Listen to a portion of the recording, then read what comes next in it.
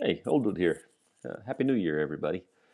We've made it through the holiday season. A couple of updates I need to get posted up here before Thanksgiving. I needed to get my wife's mixer mounted under the cabinet. I've been promising her for at least 4 years and two houses to get this done. Timing just got in the way in the first house, and in this new house we've been in almost 3 years now. Actually, Thanksgiving was 3 years. The mixer mount does not mount in a landscape fashion. It actually wants to mount in a portrait and go skinny and way back into the cabinet. Our new house unfortunately doesn't have a cabinet that will fit in. So I parked this box in the garage and it collected dust for a few years. And she convinced me to try again here before Thanksgiving so she could work her mixer magic. And I spent the first half of the first day just trying to map it out and calculate how to make this thing work in this type of a low depth cabinet, what I call the landscape view of the cabinet.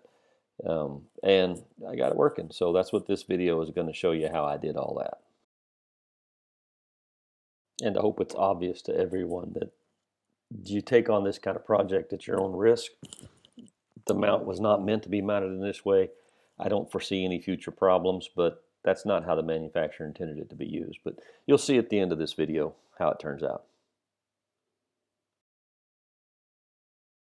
I finally came up with the idea to sketch the cabinet on my workbench and define the cabinet depth and the front, and then I could swing the hinges through their arc and decide what needed to be cut off or removed so that it would work in this shallow depth cabinet. And that actually worked out really well.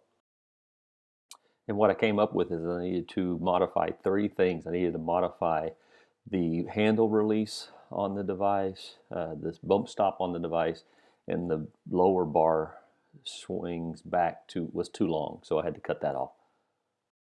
So for the bump stop, it was just a matter of drilling out the rivets, is what I'm doing here.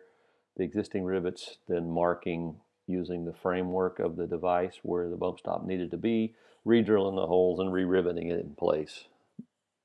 Fairly simple process.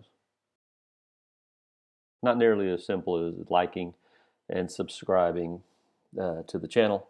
That lets me know if you like what I'm putting out. If you'd like to leave a comment about what I'm doing. Some of it may seem dangerous or really weird, but it's just the way I am. So anyway, thanks. So after I had the bump stop riveted back in place, then I was using it to look and see if the swing, I cut the back arm off, and you can see that the swing doesn't hit the plumb line for the back side of the cabinet. And here I'm just checking, making sure everything works out as planned, and then doing a little bit extra cleanup and smoothing of the edges of the things that I cut. There is that spring attachment has a tab that sticks off it that I needed to grind down because it was actually sticking out past the back side of the cabinet. It would have hit. So that's used to adjust the spring tension. So I just ground off a little bit of it so I can still slip a wrench over it if I needed to adjust the spring tension when it's put in the cabinet. And then I used a hand file to smooth it up a little more, just to get rid of any sharp edges that might be, or burrs that might still be on the metal. And then we come to the fun part, because everything I've done up to this point covers the back side of the cabinet. So when the mixer swings down, it doesn't hit the back side of the cabinet. But this arm, the release mechanism, sticks out past the front of the cabinet. So what I'm doing here is I'm using an existing shelf and I'm marking this release arm so that it will be bent just under this shelf so that it fits inside the cabinet. Now, what was unknown to me at this point was just how tough this little piece of metal was. It's also, the device is really hard to clamp up, and I had to do a lot of things just to get it to where I could bend it at a 90 degree. I decided to keep the 90 that was there and bend it back underneath the mounting frame, and that caused me a little bit of problems just trying to get a hold of everything and get it bent. Once I had figured out where to bend it at, I just pulled the hinge off the side of my workbench there, and then I bolted it up into my vise. Now, I had to work at this and go at this a couple of different ways. I tried different things here. I've sped this all up, but I actually went through 2 or 3 different ways of trying to bend this and figure out how to bend it.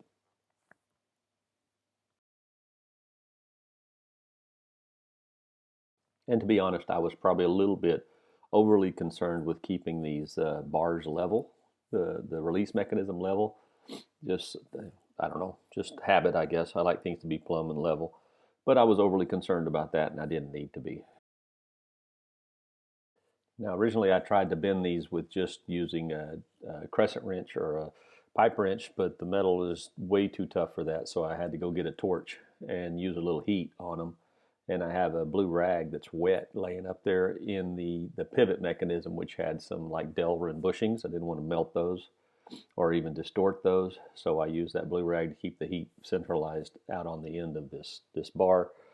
You can tell I actually ended up clamping the C-clamp in my vise and then clamping the mechanism, the hinge into that C-clamp, and then I bent it around the C-clamp. That's how I actually ended up doing this. And it took a lot more heat, probably because it was dissipating as quick as I could heat it up with my little propane torch, but it took more heat than I expected it to take.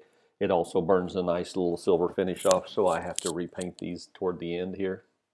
But you can see me, I'm reorganizing this and trying to get where I have the most leverage and I can see what I'm doing to make it work and to make it bend properly.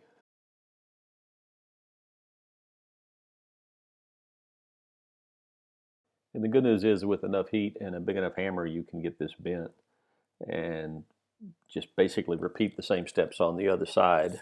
So I got it bent over, and then I just went to cleaning it up, sanding it off, because like I said, the heat had burned all the paint off and kind of discolored it, made it not, and beating it up with a hammer kind of distorted it. So I had to go in here and file it all back down smooth and get it cleaned up enough to paint.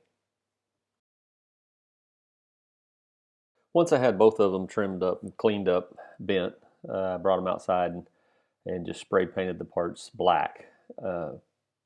Probably when you see the end of the video and you see the final result, you'll be thinking I should have painted the whole thing black. I know I was, but my wife said she likes the silver look when it's there. Kind of stands out starkly against this black cabinet, in my opinion. But I'm going to have some doors cut to cover it up when it's not in use anyway. So it's probably me just being a little overly, anal, I guess. Maybe it should all be black. I don't know. Still up for debate. We'll see how that ends.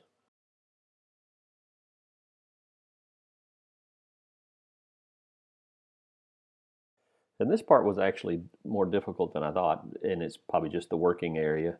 But getting these where they're in the cabinet, they're mounted correctly flush and level, was really not a simple task. Kind of hard to see inside this black cabinet. And then you want them to be level and even across. So there was a lot of measurements and pilot holes that went into getting this all set up and done. But I got it done, and it worked really well, just like I wanted it to. I did reinforce the cabinet up at the top by putting like a 1x6 across the top where this thing bolts in, according to the specs on the hinge. So don't have to worry about it, tearing out anyway. But I got that done, and then I moved on to the other side.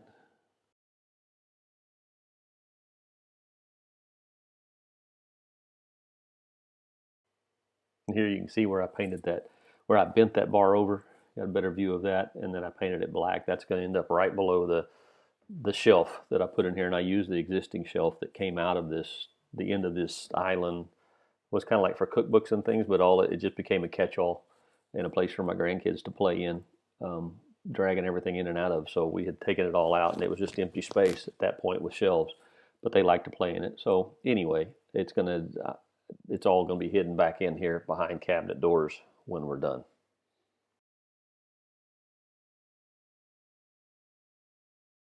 It's like I said, you have to do a lot of measuring, a lot of leveling, but once you get it dialed in, it's basically just drilling the pilot holes and running the screws in. I did have to go buy some screws that were the right length and the right countersunk just for me to make sure that it all worked like I wanted to and didn't go all the way through this cabinet.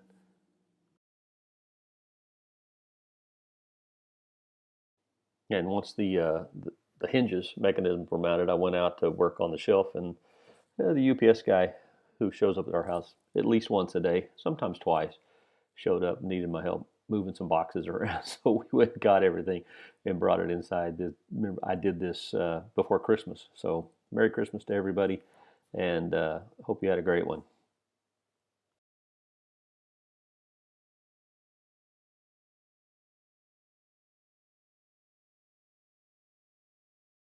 After we got all Christmas packages and presents out of the way, just did some measurements, cut it off, and then once I cut this off, I noticed that the shelf actually has support bars front and back, which actually got in the way, and I needed to come get a little trim tool and trim that out so the hinge could work without binding up on those support bars that you see there sticking up now.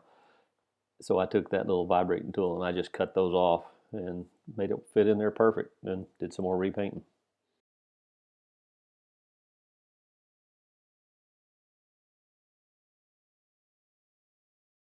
Now this little vibrating cutter, I don't even know what the thing's called. They got my kids gave it to me for Father's Day a couple of years ago, and it is the perfect tool for this kind of stuff. Instead of having to do it with a sandsaw or chisels, you can just nicely slice that nice and smooth and without a lot of effort. It's awful noisy though, but it works great. I use it all the time.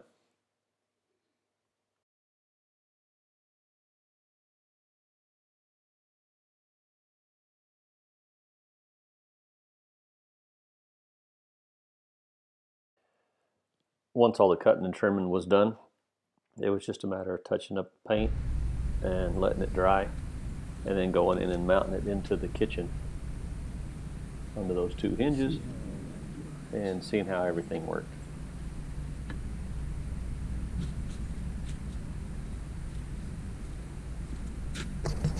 Simplest way I found to do this is just to set the shelf on the two hinges. I made sure it was level, by the way. It worked out really perfect. And then lay underneath it and drill the screws in from the bottom and make sure it's all even and squared up with your cabinet. Don't let the dog get in your way.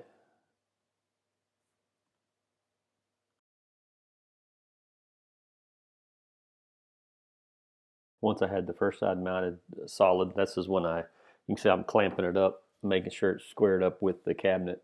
So when it shuts, it's even across the front, and when it's out, it's even across, and looks good. And then screwed it down so the shelf is held on. And then it's just a matter of testing it out, and it worked way better than I even thought. It's a very nicely designed piece. When you pull on it, it just lowers the mixer slowly. And that's what the adjustment I was talking about for. If you have a heavier mixer, you can adjust the springs so that it can lower those down in a real slow fashion. You don't have to hold it all the way down. But in this case, it was just right. I didn't have to adjust anything. It worked for this, my wife's pink Barbie mixer. And just like that, I'm at the end of the video. If you're still with me this far in, make sure you hit the like button and the subscribe button, and leave me a comment to let me know what you think I should have done different or could have improved in this build. Now, as I said before, I will be putting cabinet doors on this. I actually ordered a set of cabinet doors. I'm going to be trimming them up and painting them black to match. So this won't be just left open, because my grandkids will have this thing pulled out on the ground if I don't. And I'll just do a little short video to update once I get the cabinet doors on. Man, that is awesome, isn't it? That's a really cool thing. I wish I'd have done this. I'm sure my wife wishes I'd have done this 3 years ago as well. But just one more time. Let's watch it go through its motion again. It lifts straight up, locks in place, and then when you release it, it just slowly lowers itself down under the cabinet. I love it when things work the way they should, and they're designed to be so sleek and cool, and they just work. Thanks for watching. Hope you had a great Thanksgiving, headed toward a great Christmas, and a Happy New Year. God bless everybody.